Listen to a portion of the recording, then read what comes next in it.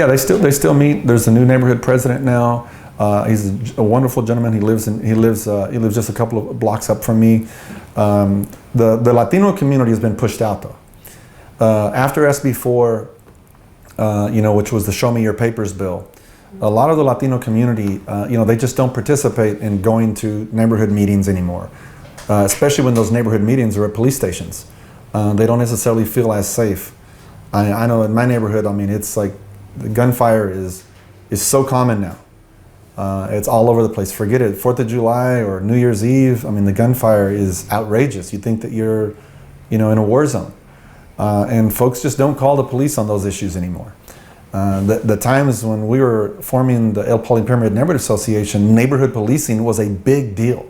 It is, how do I create comfort and ease between a community that felt unsafe with the police? How do we make them feel safe again? And the way to do that is just to be right there with them in unity in these events and so on. And that was something that was needed desperately after the way the police community over-policed a lot of these areas. So it was, I'm sorry I put your kids in jail before, but I want to be your friend. I want to help you to where your kids don't end up in those places anymore. Your kids shouldn't have to sell drugs. I want them to be sold on education.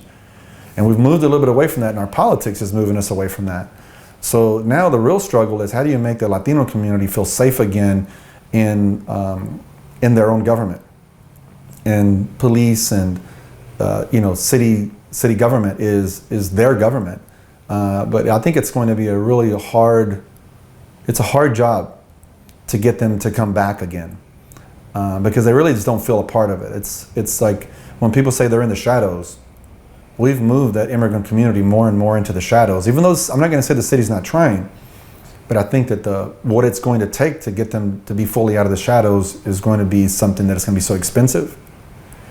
And until we have leaders in statewide offices and in mayors and so on that actually fully embrace that, I think it's going to be a really, really tough road. And communities like Poly are very, very immigrant oriented now. They are not just Latino communities. They are immigrant, non-citizen, undocumented communities that there's, whether Latinos like to hear it or not, are struggling with a lot of ignorance in terms of what their role is in parenting and what their role is in their education of their kids today.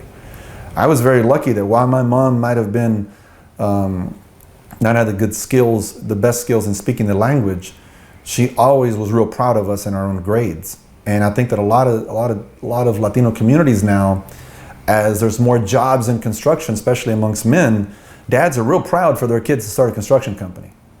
And as someone who started a construction company because I had 3 kids in high school, I wish that I would have learned the value of not having sex, being proud of yourself, proud of how smart you are naturally, how easy the opportunity is to go to college, and how we shouldn't be graduating 5% of boys that enter college. We can change those things, and those things are not getting better, they're getting worse. And it's because other doors are opening. We're actually not taking in the greatest door, the biggest door, the golden door, which is education. And if the pandemic proved anything, it was that school districts and cities don't know how to talk to this community and how to emphasize education on this community. And the Latinos that are getting educated are 2nd and 3rd generation.